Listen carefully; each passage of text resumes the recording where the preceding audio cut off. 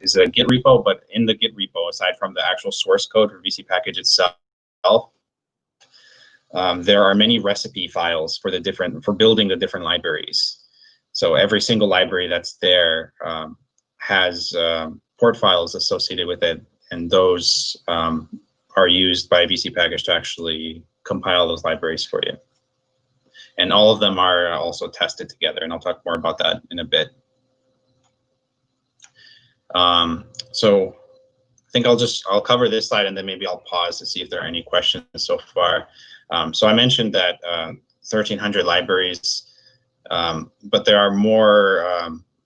There are also multiple build configurations that you may be dealing with. So when you install a library with vcpkg, you can specify exactly how you want it to be built. So you might want a library that compiles on Linux for x64, for example. So then you'd say vcpkg install boost x64-linux, and that will install that particular variant of boost. And the table on the right shows the default configurations we have available. We use the word triplet to kind of describe the different ways of building the different libraries around things like target architecture OS, whether it's a universal Windows application or universally Windows library, or just a standard Windows library, stuff like that. But then there's you can also define your own on top of that. These are just the default ones that are provided by vcpkg. So you can see there are a lot of different options available for the libraries. This is pulled from the April release of vcpkg. I took that screenshot, and these are the different things that are available. So yeah, again, if there are any questions, please feel free to type them in the chat as I go along. But I wanted to talk a little bit about why even use vcpkg. What is the point? What is the value proposition of this tool? Well, I talked a little bit earlier about the initial motivations for vcpkg and how you can save time when you have a set of dependencies that you need to build for your application and having to figure out how to actually build them. So that could be, if you have a couple of open source libraries that you depend on, you might have to go to their GitHub and read the documentation and see the build instructions. And okay, do I use CMake? Do I use make? Do I use do I use these particular flags? What are the edge cases I need to worry about? And you can spend quite a bit of time, especially if you have multiple dependencies to worry about, figuring out how to build all of them and get them integrated. With vcpkg, it's as simple as saying vcpkg install boost, vcpkg install curl, or you can even say one vcpkg install command that just has everything listed all in one line, and it just does it all for you behind the scenes. It even takes care of dependencies of dependencies. So if you don't have to know all the downstream dependencies that are needed. You just have to specify the ones your application directly needs, and whatever dependencies those libraries then take, vcpkg resolves them and acquires them as well, and builds them. So it'll all just happen behind the scenes.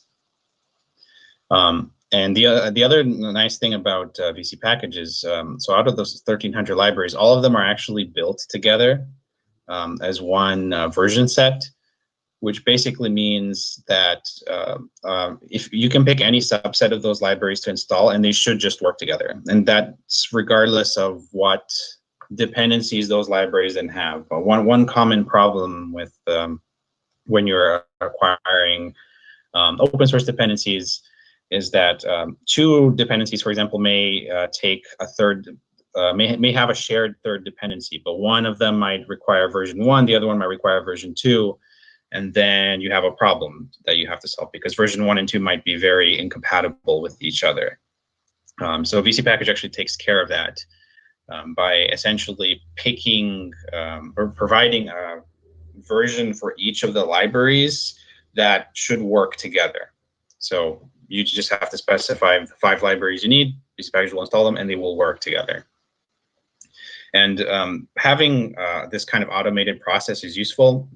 And in vcpkg is a command line tool, so you can write scripts around it as well to install everything that you need. And it provides a way for a simple, repeatable way to acquire dependencies across multiple environments. So different developer machines, or maybe setting up your continuous integration build process. Maybe if you're working with containers that you're disposing every once in a while, that's something you can, that VC package can fit into that workflow. And in terms of getting started, it's pretty straightforward. You actually do a git clone of the VC package repo, and then you switch into that folder, and you run this bootstrapping script that's there. And there's another command you may want to run, especially if you're using Visual Studio or Visual Studio Code, which is VC package integrate install. This does some work in terms of making those environments understand VC package and be able to work just out of the box without having to do much configuration, and a few other things that it does behind the scenes, but I'm not going to get into all of it right now. But then after you do that, you can just start installing libraries and it'll just work. And I see that, okay, so we have a question. So which C++ compilers does VC package support on Windows and Linux, and are there restrictions? So I believe there is a restriction for when you're using GCC that it has to be greater than or equal to version 7, if I remember correctly. The VC package repo shows the list of prerequisites there before when you get started with the tool. And I think Nicole is also question there, so once she replies, I'll also just repeat it for everyone. So we do use different compilers. We do support different compilers on different operating systems. And yeah, so we do support GCC back to version 6, Clang back to version 7, I believe, and VS back to version 2015 update 3. So if you have a very, very old compiler, that could be an issue, but if you don't, then it should work.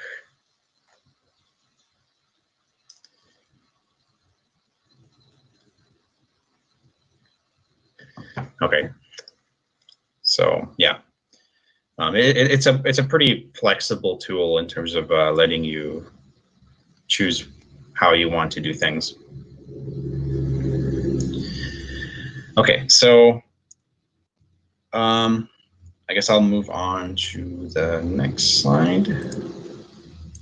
Okay, yeah, I wanted to quickly show just an example of all of this in action, and just 1 second while I check if something I was running something behind the scenes at the same time. Okay, so I'll go ahead and pull up a terminal. So this is Windows PowerShell, and I have VC package installed. So I'm going to go ahead and just run VC package list. Now, what this does is it just checks which packages are installed with VC package.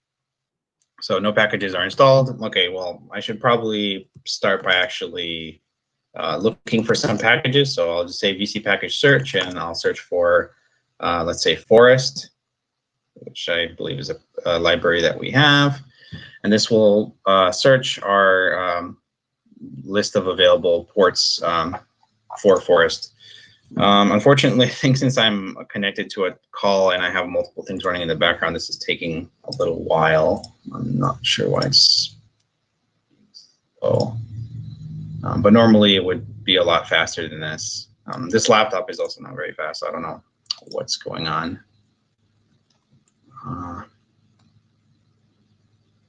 Okay.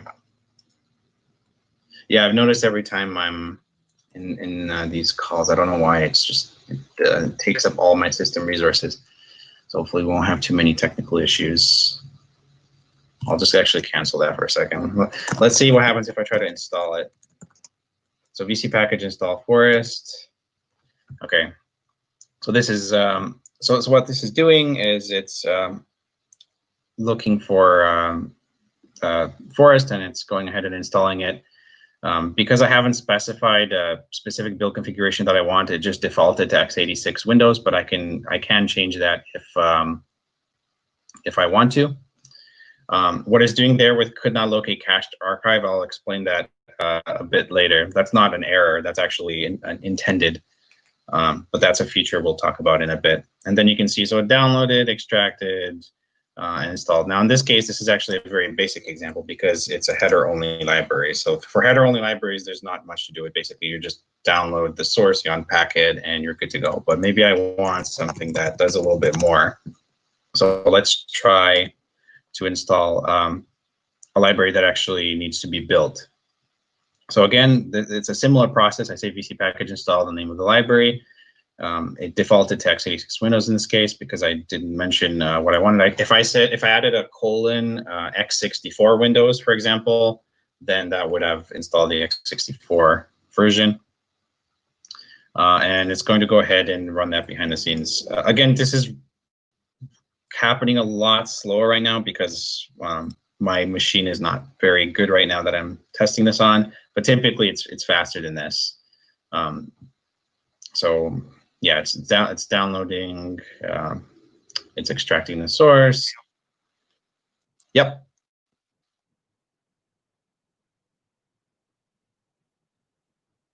Yes, let me see if I can.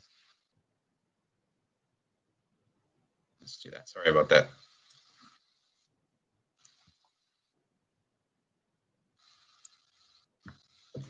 Okay, so what it's doing right now behind the scenes is it's going to build.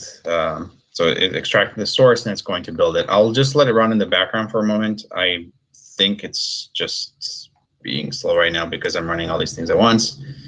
Normally it takes a few seconds, basically, maybe less than 30 seconds. So I'll just leave it to do that for now. And I'll come back to it in a bit. In the meantime, I'll talk a little bit about how do you actually integrate vcpkg with the build system. So for example, for MS Build and for CMake, for MS Build, you should run the vcpkg integrate install command. It'll make install libraries available. For CMake, there is actually a CMake toolchain file that you can point your CMake to. Is actually in order to recognize vcpkg libraries using the CMake find package function, which then allows you to just reference your libraries using that, and it will just find everything that if they're already installed at vcpkg. So that's kind of the process for that. I'm just going to quickly check. Let me pull this down here for a second. Okay, once it's done, I'll come back to it. I don't know why it's being so slow right now. But if we move on, so I talked a little bit about the fact that you can actually, the ones I was showing there in the terminal were defaulting to x86 Windows. But if I want to be more specific about how I actually want my library to be built, and I might not be looking for x86 Windows, especially these days, you can be more specific. So you can say vcpkg install OpenSSL : and you see x64 Windows static. So that's for Windows. That's for x64 target, and that will produce it as a static library rather than a dynamic library.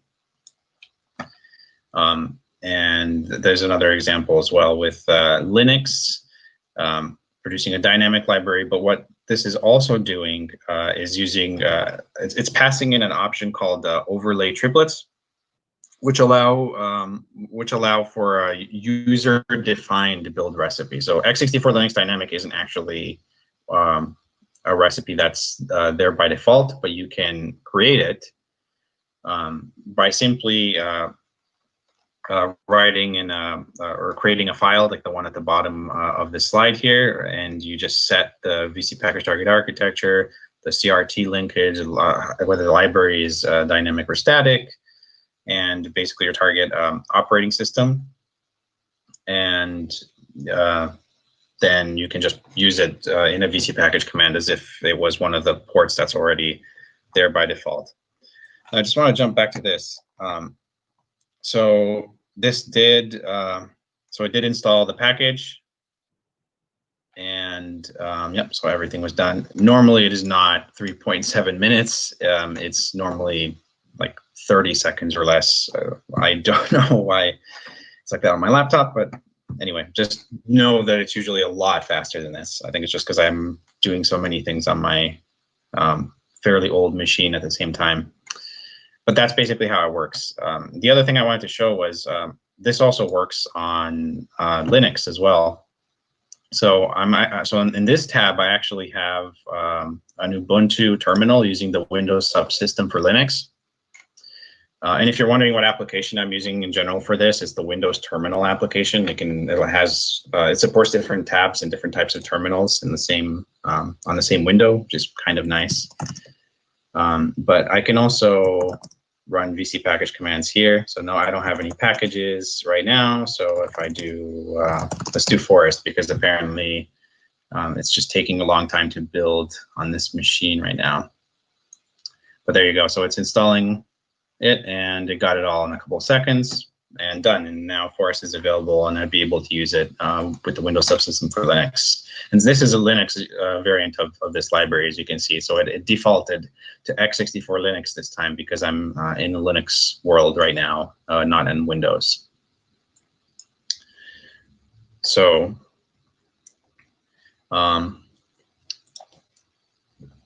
another feature of vcpkg I wanted to talk about, you can actually export libraries via various formats.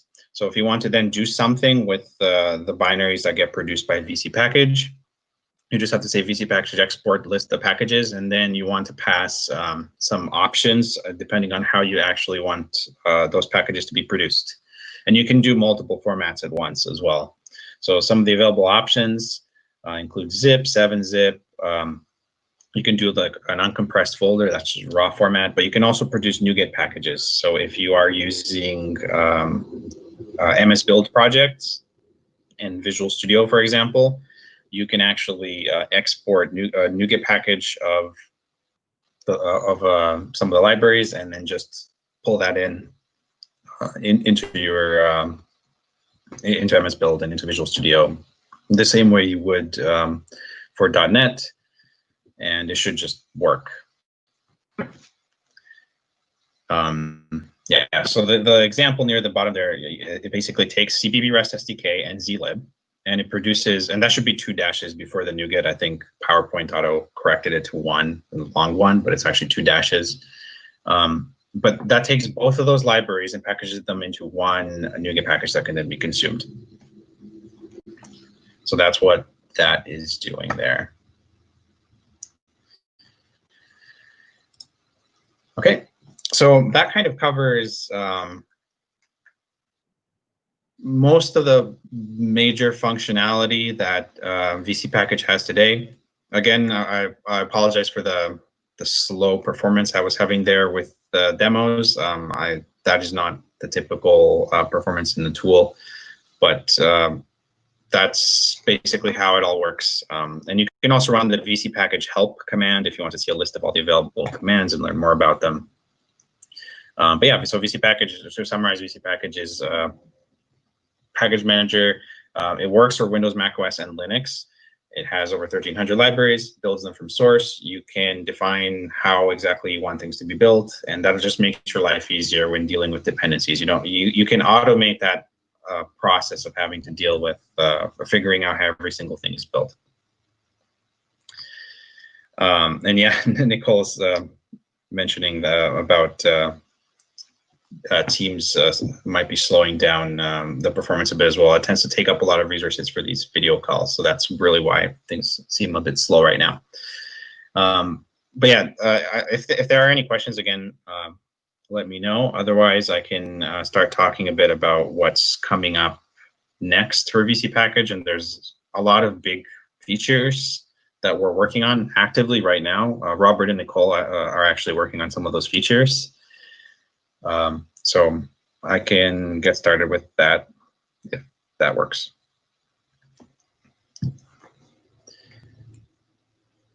Okay, so first I wanted to highlight the fact that we try to be transparent about the things that we are working on.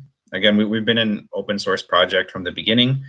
And one of the things we're trying to get more into is actually showing forward-looking plans and ideas and designs for improving the tool, because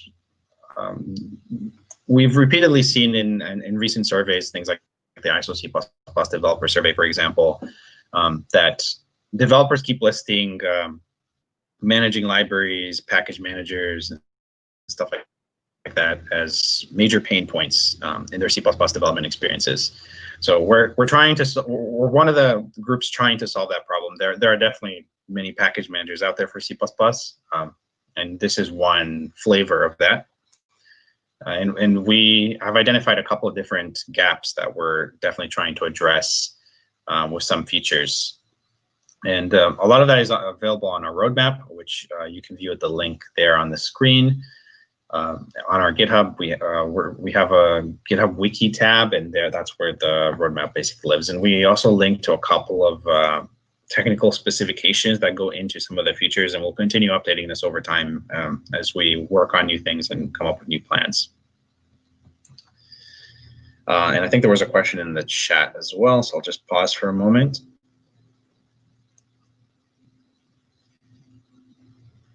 So how do you integrate vcpkg with a standard .sln?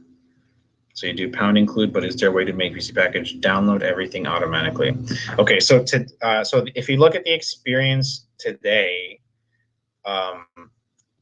there is no way to automatically make everything happen from Visual Studio itself. But if you're so you'd have to go into the command line and get vcpkg to install and run vcpkg install the libraries, and then when you pound include them, it should just work if you've run vcpkg integrate install, because the include paths to those libraries will already be recognized by Visual Studio, because that's one of the things vcpkg integrate install does, is makes that available. But you do have to run vcpkg install the list of library names. But going forward, there will be a way to automate that further, and I'll talk about that when I get into the manifest, which is one of the features that's coming up.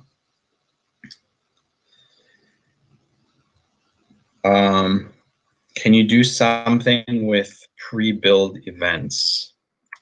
Can you clarify that further, what you mean by that?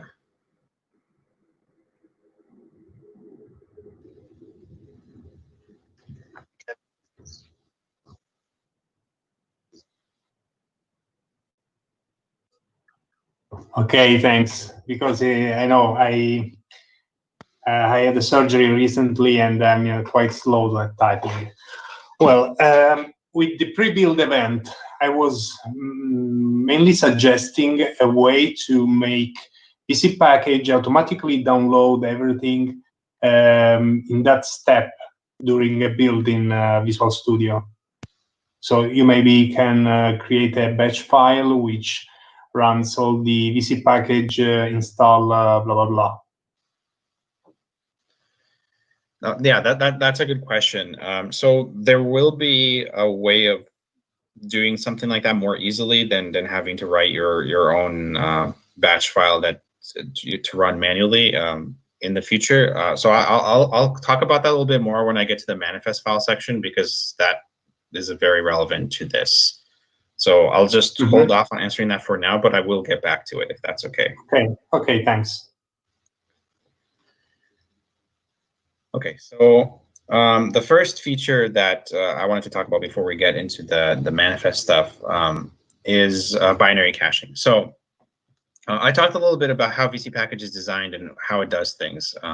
And one of the good things about vcpkg is that it can build from source, which means you can control the actual output of that. You can control the binaries that you get of those libraries, so you can make sure they'll actually work for your application.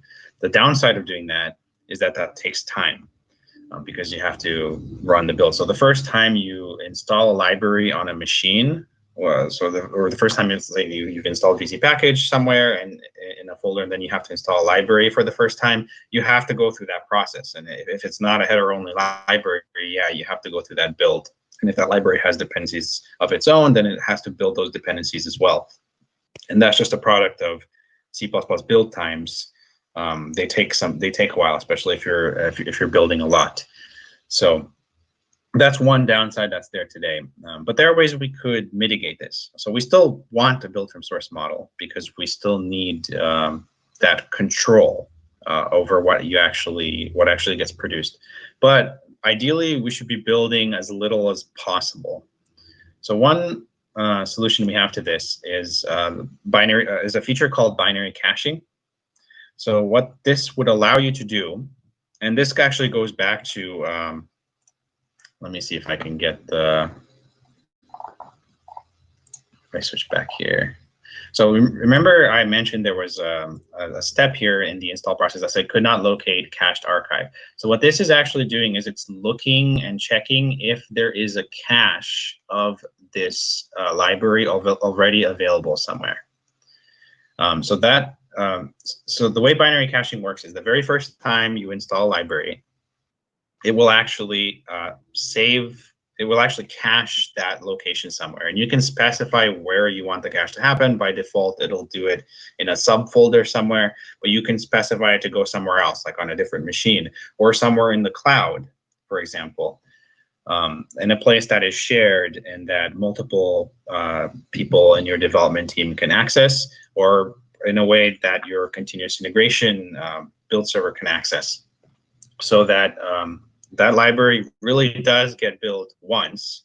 So you decide how you want it to build, you build it once, you cache it, and then every single other time any vcpkg install command for that library is run on any machine or environment that has access to that cache, it'll just download the binaries from that cache, and you don't have to build it again. So that's essentially how that works. So a very basic example, you can have caches existing as zip files in a file-based archive. You can actually even do this today with vcpkg. There's a way to do it if you pass the -- binary caching option, but we're working on actually making that better and more smooth, and not even having to specify that option. It would just get cached automatically. And also for supporting different scenarios for actually caching, because maybe you don't want to cache just like in a files share somewhere. You might want to cache, say, for example, on a NuGet server, such as Azure Artifact Storage. So that's an example of one, but you'd be able to use it with any place that can accept NuGet packages in this case. So what this is doing is, this is a mode for caching which would specifically package things using NuGet packages. So you'd be able to leave them in some place in the cloud, for example, or if your organization has their own mechanism for managing NuGet packages, it can exist in that location. And if you point vcpkg to that as a location for the cache, it will just download them from there. Now, one caveat I want to highlight here: these are not NuGet packages that you can then just like pull into an MS Build project and use them as if you've produced a NuGet package of that library, and like that. These are special NuGet packages that are just used for caching purposes. So you can't, they're not there to manually play around with. If you do want to turn your vcpkg libraries or library binaries into binaries and source, really, into NuGet packages, then you want to use the vcpkg export command, which I talked a bit about earlier. So if you use that command and you specify some set of libraries, that will produce one NuGet package with all those libraries. You just have to include the -- NuGet option. And again, if we went back to that slide, that goes over how that works. So that's it for NuGet packages that you can then import into your project and do whatever you want with. So a bit different than the ones used for caching. Yeah. So that's the goal here. It's really, let's improve build times, because there are many cases where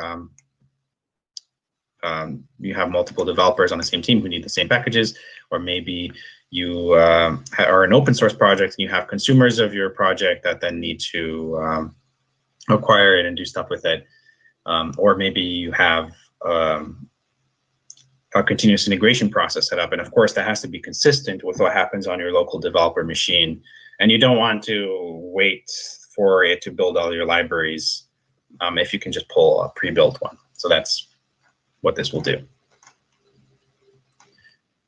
And the last thing before we talk about the manifest, which we'll get into, which will address some of the questions that came up earlier, I wanted to talk about versioning. So again, this slide is structured like the binary caching one. The good is that vcpkg gives you a set of libraries that will work together, because they're all just one giant version set. We know that if we install boost, curl, OpenSSL, and some other forest frozen, whatever libraries you happen to install, and you jumble them together, they should work together because they've already been built together and tested. So that gives you some assurances that you don't have any headaches later and have to figure out, okay, I actually should have installed this version of this library because this other library takes a dependency on this and it breaks everything if I don't do that. vcpkg handles that for you. But the downside is that essentially removes your control from being able to specify which versions of everything that you want and leaves vcpkg with that control. So if you want to control what version you need, and you're, for example, if you have a specific dependency on an older version of a library, and maybe you know for sure that actually that version is fine, but the way vcpkg is designed today, it doesn't make it easy for you to access that old version. You'd have to essentially do a git clone of vcpkg like on an older commit that had that version of the library, and you have that, and you basically end up with 2 vcpkgs installed, and it's not necessarily the easiest way to deal with things. But we are working on making that story better. So versioning support is something that is coming to vcpkg. This will allow you to request specific versions of libraries. Now, this may we might not be able to make the same guarantees that everything will work. We will try where we can to give you packages that work together. But if you do hard code to specific dependencies, that kind of shifts the control to you. So if you know what you need and you know what will work, you should absolutely be taking advantage of this feature. If you specifically need an older version of a library that is not the current one in the catalog. So you'd be able to say something like vcpkg install package zlib at 1.2.11, and then again specifying how you want that to actually be built, like 64 Windows in this case. That's the kind of thing that you'd be able to do with versioning support. Okay, so we talked about binary caching, we talked about versioning, and oh yeah, actually, one other thing you'll be able to do. So vcpkg does have a search feature, which unfortunately I couldn't show properly in that demo. But so if you do vcpkg search zlib, it will try to search all the available libraries and see if zlib exists, and it will tell you all the packages that match that string. But if you say vcpkg search zlib -- show versions, you'll actually be able to see multiple different versions that are available of zlib. So once we have the versioning support, that's just an addition to the search feature to help you figure out exactly what is actually available, not just in terms of is the library available, but is the version that I need available. Okay, and that brings us to the manifest file. So this is a pretty exciting feature that is coming to vcpkg. So vcpkg today does not have a manifest file. You do everything from the command line or through scripting, running the vcpkg in the command line. But going forward, we will actually support a manifest file called vcpkg.json. And this will allow you to actually declare all your dependencies up front and more easily automate exactly what you need, and you can do something like a pre-build step where you have your dependency specified up front, and you can say something in your in something like, for example, cmakelist.txt if you're using cmake.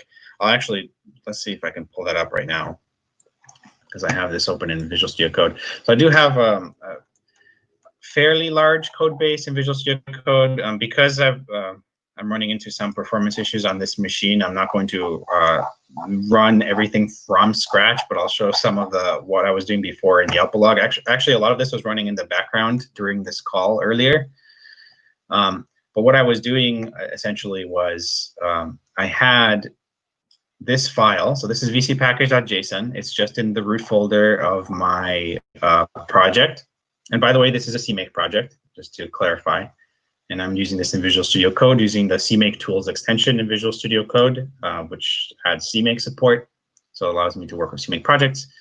And all I have here is, so I have a name, I have a version for this, and I'm listing all my dependencies. So I think there are 13 different dependencies that this project takes. A bunch of them are Boost, but there's also non-Boost ones.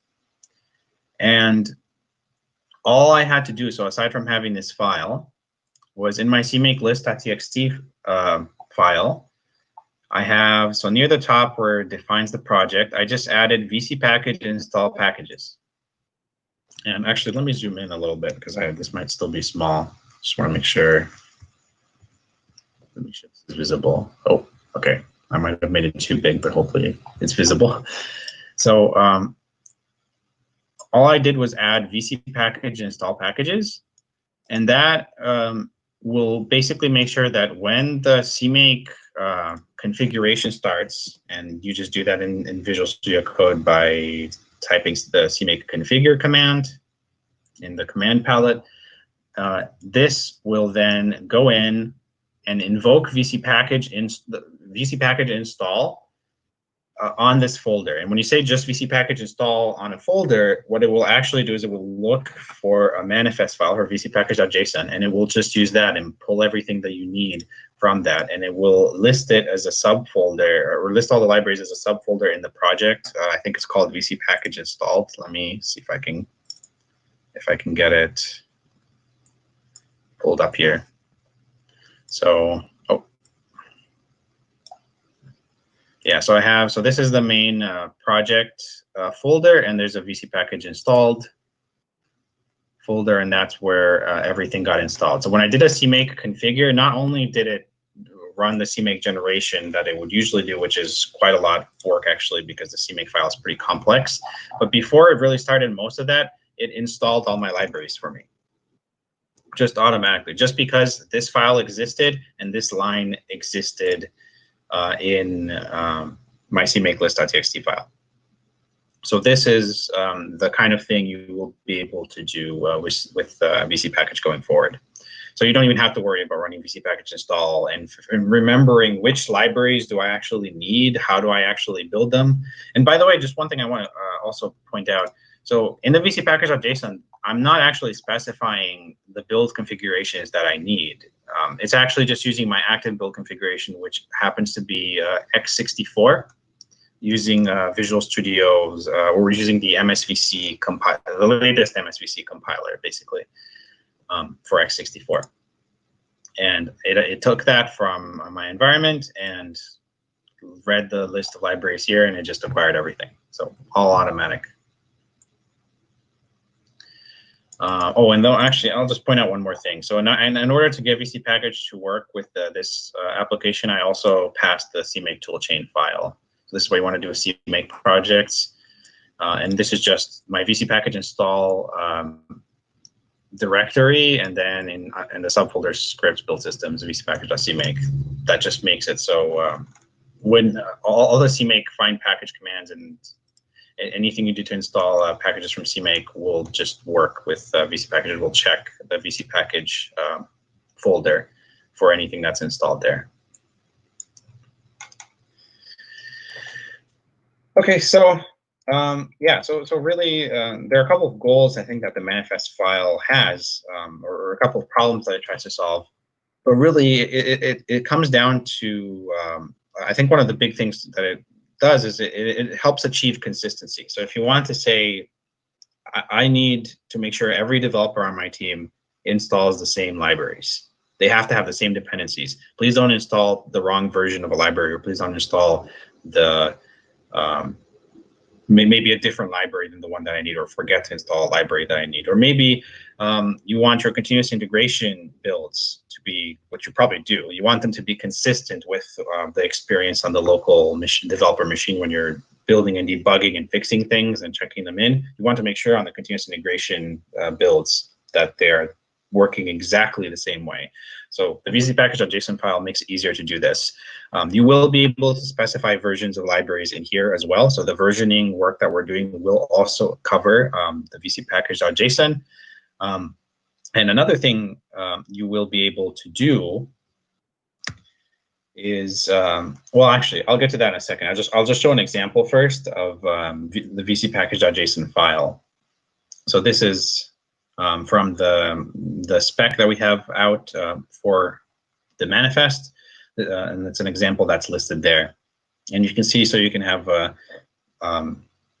you can specify libraries, versions, what dependencies they require, and different bits of metadata about them.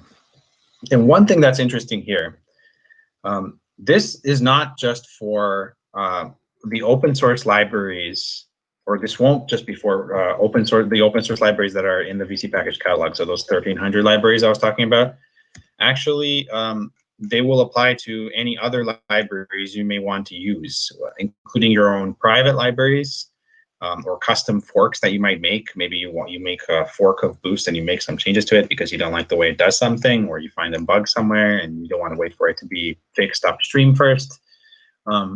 You'd be able to do something with that by through a package federation experience. So this is another thing that we're working on. We still have to figure out some of the design details for this, but we do intend to make it easy for developers to bring their own libraries to VC Package. So the idea there becomes VC Package is not just for the open source code that's out in the universe, it's also for any other C++ libraries that you may have. And you'd be able to specify recipes essentially for building those libraries, and then just be able to invoke VC Package and reference libraries in the manifest or through the command line. And everything would just work. And yeah, and I think that covers, yeah, so you'd be able to define your own ports. Yeah, and this kind of covers the big features we're working on in terms of improving the VC package tool itself. So I talked about binary caching, I talked about versioning, I talked about the manifest file, and I talked about just more broadly package federation and the idea of having multiple places where, oh, and I guess I should talk a little about that as well. So we have the concept of the VC package catalog, which is the open source 1,300 libraries. But the idea is you'd be able to have different places where your libraries can live. And so if you have your private libraries, they can exist in some place for VC package to acquire them from that place. So yeah, you would be able to set up kind of your own catalogs, your own private catalogs for the different libraries that you may use, maybe just within an organization. Maybe they're libraries that don't exist or are not visible to the internet, but they are used internally. So this way you can manage that alongside the open source ones. I also wanted to talk a little bit, and I think this might be the last slide or close to the last slide. Then we can just have a conversation maybe about all of this. But I want to talk a little bit about some improvements we're making in Visual Studio and Visual Studio Code around VC Package as well. So we do have a lot of people who use these environments. If you are using one of these environments, we do intend to ship VC Package, the tool itself, inside the Visual Studio IDE. So that's another step you don't have to worry about when you start running the manifest using a pre-build step. The tool itself will just be included with Visual Studio as long as you've installed one of the C++ workloads. You'll just have it for free and be able to start using it right away. Right now, you have to go ahead and install VC Package yourself. So that's just added. It's just removing that step. And in Visual Studio Code, same thing. In the C++ extension of Visual Studio Code, we're working on adding VC Package into that, so it'll just work, and you'll be able to start using it. And we do have some more integrations we could probably do over time that can make the experience even nicer. We haven't defined all of them yet, so I don't have anything to announce yet on that front, but just expect the experience. If you are using Visual Studio or Visual Studio Code, you'll have a better and better experience integrating with VC Package as well. And I think, yeah, so if you want to learn more about everything I've talked about and by all means, please leave us feedback. This is all on GitHub. Feel free to comment, or whenever there's like a new PR where we publish a spec or something, we're always looking for feedback to learn if we're doing things the right way, if we could do things in a better way, and we want to be very transparent about it. And this is very different than a lot of closed source products where the development all happens in secret and then it gets announced. We're trying to be transparent even before we've actually written the code, just to make sure that just to get the feedback and build things that people want to use. Because we want to build a great package manager. We want people to enjoy it, and we want to make lives easier for developers, because I know that dealing with dependencies in C++ is not the best. So if we can make that easier in any way, we'd love to do that. So please check out our roadmap to see what we're working on. And if you want to get started, take a look at our GitHub. And that's all I had.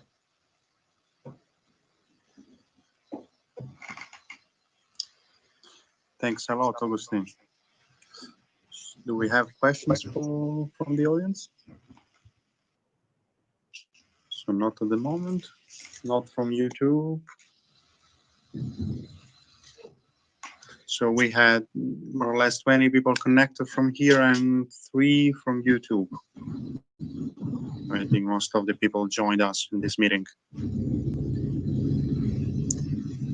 Yeah, and if any questions come up later as well, I'm also, you can either tweet to me on Twitter at if you just look up my name, or you can also feel free to email me. My email is aupopa at microsoft.com. Let me actually throw that in Notepad here. I will display it on the video itself. Oh, okay, so you don't need to show it on the screen? I could just do that. That's easier. I wasn't sure if I should put it in the actual slide deck, because sometimes when you have the stuff posted online, the spam crawlers go through it. But yeah. Okay, so I see a question.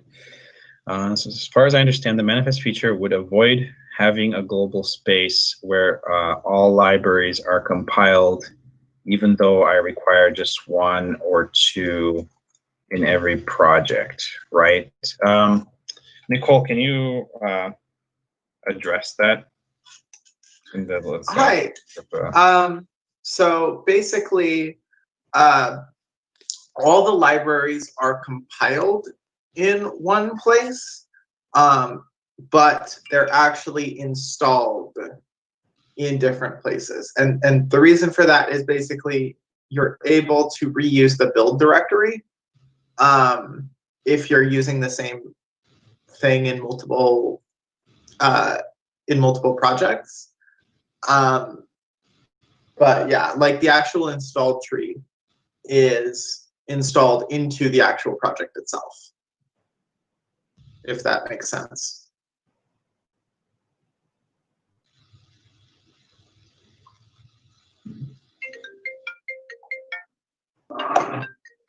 And apparently I'm getting called. That's weird. Okay. While we wait for more questions, actually, I just remembered something else that I haven't quite touched on. So I'm just going to go back to Visual Studio Code for a second.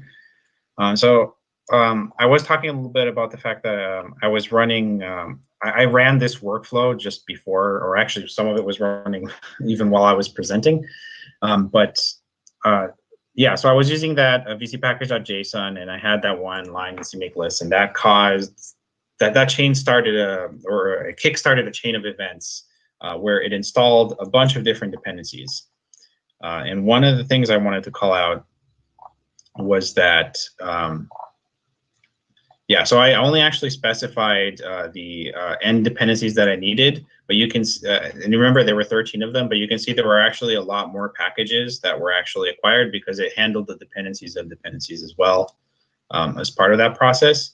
And the other thing I was doing, so you can see here using cached binary package. So I actually had already cached all of the binaries for these packages. And because I did that, I probably saved maybe 5 or 6x in the time it took, 5 or 6 times in the time it took to actually install these libraries again a second time. So I literally installed them the first time and cached them. Then I deleted the folder. So they're now gone, but they're still exist in the cache. And then it just loaded them from the cache. So it was a lot faster the second time around. Yeah, unfortunately, the timestamps shown here are longer than is actually typical. When I do this without all the stuff that's running, I've been able to do it on this laptop. It usually would take 20 to 25 minutes to build them from scratch, and it would take a couple of minutes to acquire them from the cache instead. So pretty significant improvements in the performance there.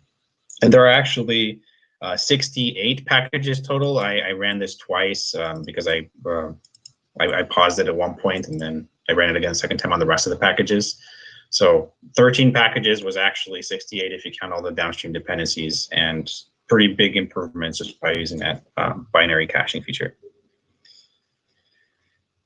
And I see a question, is it possible to use my own CMake toolchain file VC package? I think Nicole is addressing that. As soon as she does, I'll also just repeat the answer for everyone. For people who can't see the chat. Yeah, I'm displaying the questions on YouTube as well. Okay.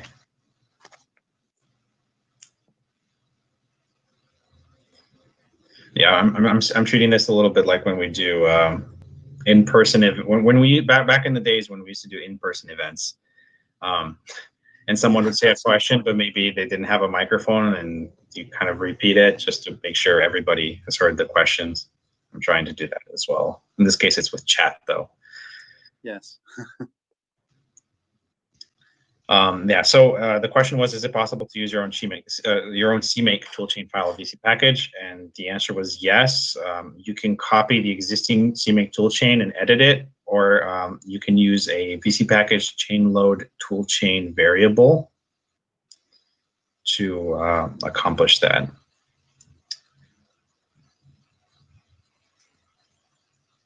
Then there's another question. Oh, a couple questions. So is there metadata? Which version of a compiler is used to build a package? I'm not sure what you mean by metadata in this case. Like, do you mean, is there a way to check what VC package is using? So VC package does output a bunch of logs when you're installing packages that basically describe what it's doing. So I believe it would mention there what it's actually using. Correct me if I'm wrong, Nicole or Robert.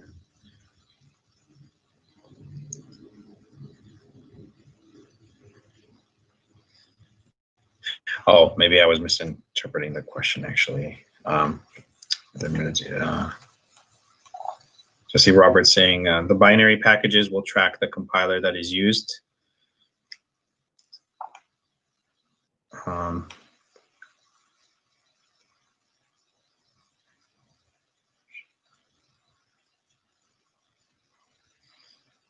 Yeah, so is it possible to build and use a library for a different version of a compiler like VS 2015 versus 2019? So yes, you can write custom triplet files. So if you look up our documentation, they describe how triplets work and how you can define your own triplets, and that allows you to basically go into how you want a particular library to be built, including describing the actual tool or compiler that you want to use for that.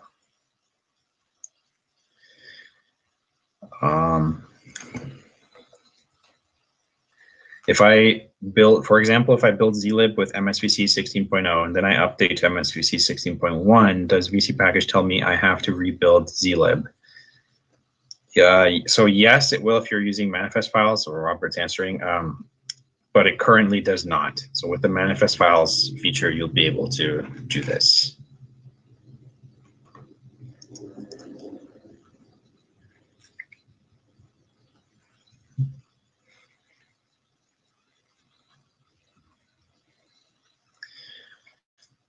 And let us know if any more questions come up as well. If there's more we can clarify about how VC package works or our upcoming plans for it. I might as well just if you have additional questions, you can even join the conversation if you like.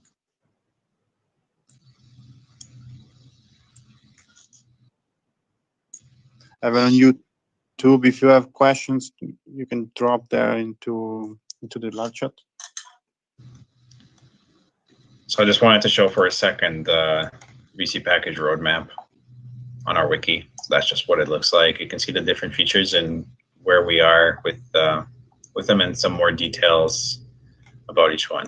I think I do actually need to update a few things on this page because I think the release dates in particular need to be updated. And I think some of the links, I did fix a couple of links since some of this PRs moved into actually being merged and stuff like that for the specs. I think the versioning, the versioning spec came out very recently. We were just reviewing it recently as a team. We might be making some updates soon to that. Yeah, and we're still working on defining some of the broader package federation experience as well, and figuring out exactly how will that look like. And we have another question from the audience by Roberto Melis. Is it possible to set path and or the maximum size of the binary cache? So you can set the path where that cache happens, absolutely.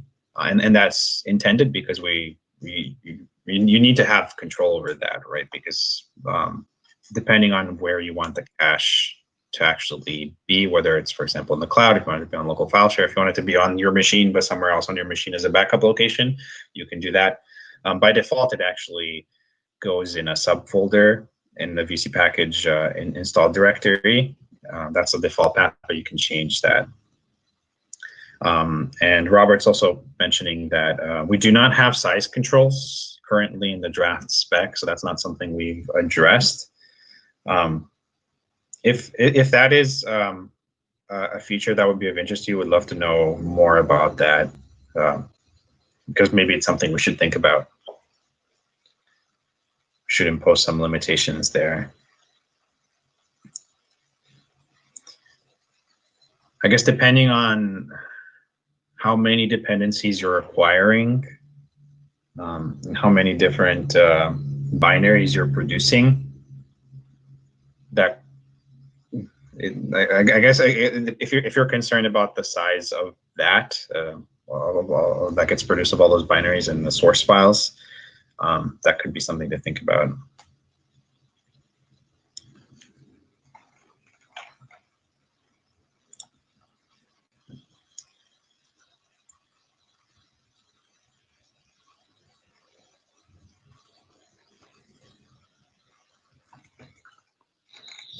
No more questions on the chat and neither on YouTube. Okay, a new one from Antonio.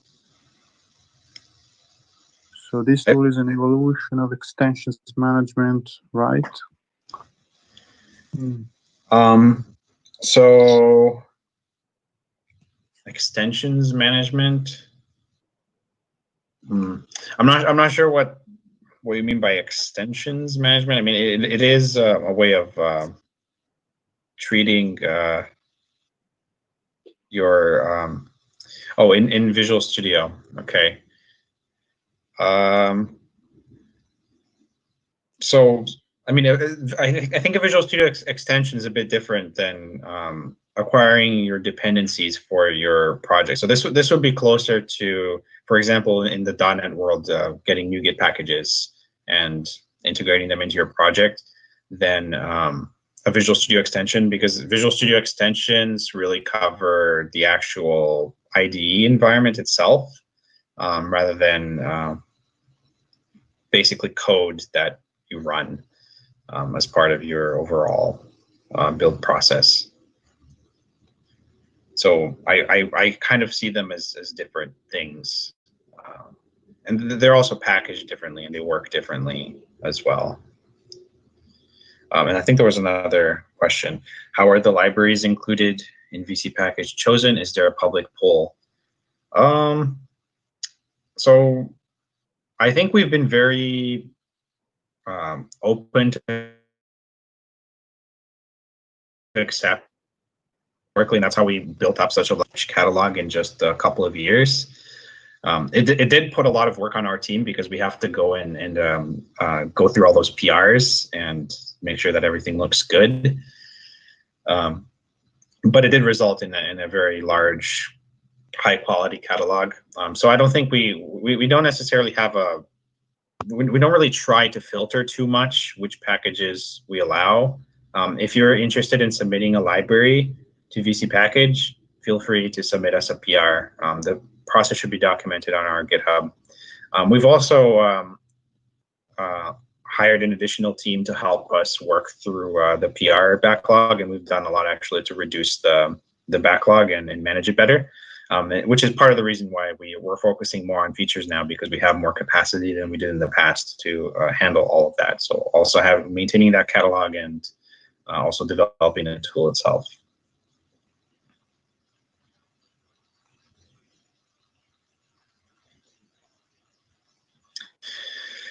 Is there a comparison? Right. Okay, another one. Yeah, is there like a comparison features or advantages between VC package and Conan? I know there were some, and I know there's one talk that stands out in my mind that was given at, I think, was it for ACCU maybe a year ago or 2 years ago, I think by Matthew Ropert from Paradox Interactive. He gave a talk that compared different package managers, and that was an interesting overview. Now, of course, that was for that time period, which wasn't that long ago, but we have been evolving VC package since then as well. So I can't speak for Conan, but although I'm sure they've also been making many improvements to their tool as well. Yeah, we are actually addressing a number of the things that were called out even in that talk, because they did mention things like the versioning and the caching. And I think he even called out that caching was something that was being worked on, but now we're actually closer to implementing it at this point. So, yeah, I think both VC package and Conan have been growing in popularity for sure in the C++ community. And I'm curious to see where we'll be 5 years from now, because currently there's a large percentage of C++ developers are not using package managers. But I think as more awareness, as people become more aware of the options, and as the options themselves, the package managers evolve, I hope to see more people using package managers in general. I think it's great that we have multiple choices for package management in the C++ market, because it's kind of like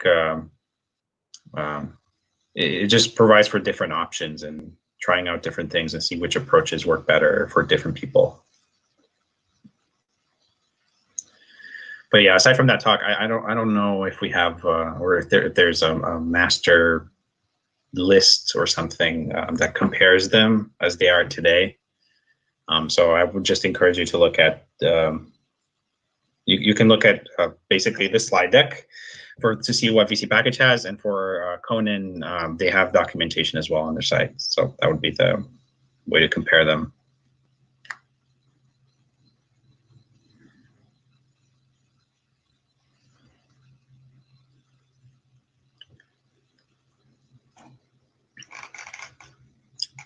All right. Other questions?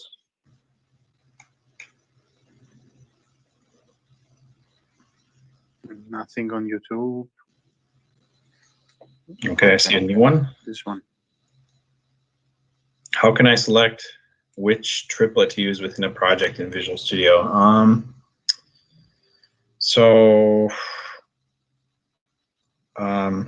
Do we still have Robert? Okay, because I think I remember talking to Robert about this not too long ago, or at least I was on an email thread about it, but he might know, he can describe it better, I think, than I can.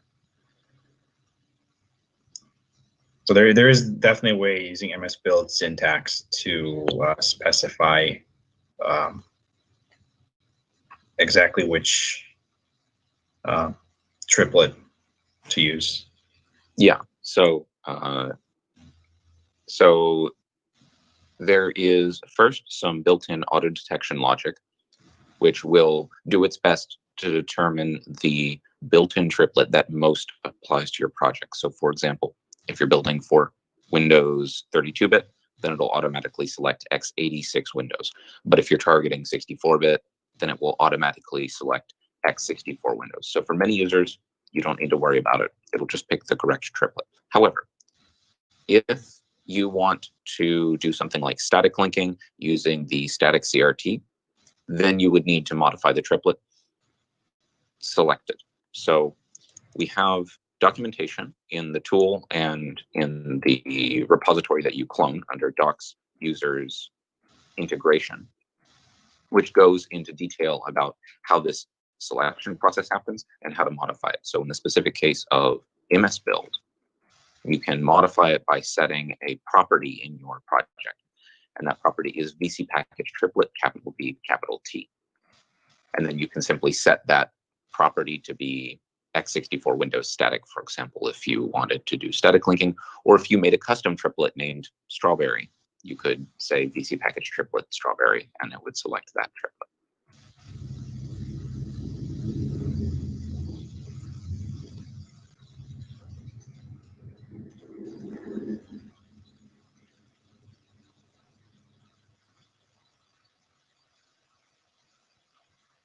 And I believe debug and release are already accounted for without even, like, you don't even need to specify that, right? Like even for the triplets that are provided by default, you will get both the debug and the release versions automatically.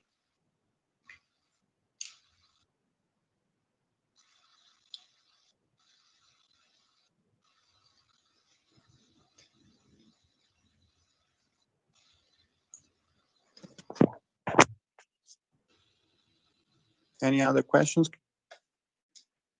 I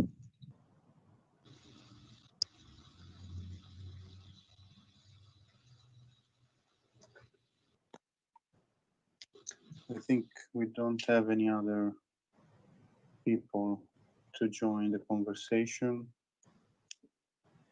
But I think we had a bunch of questions.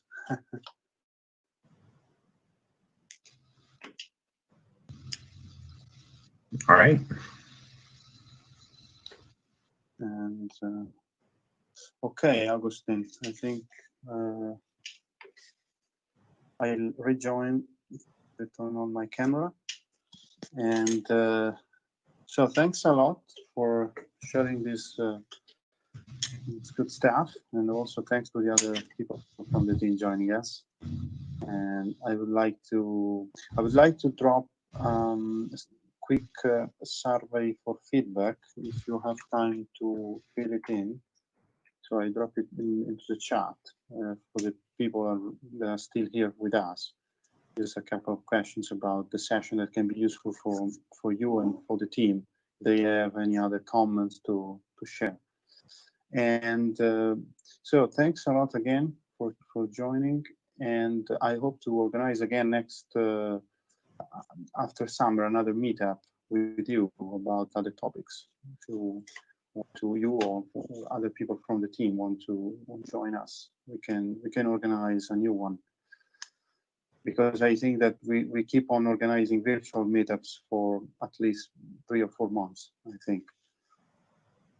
And so thanks a lot for the other people for joining.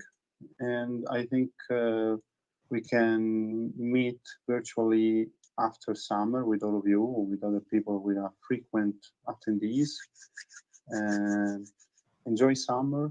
I feel to say stay safe and take care. So thanks a lot. Thanks to all of you, and see you soon, I hope. Thank you, everyone. Thank you. Bye. Thank you. Thank you. Thanks a lot.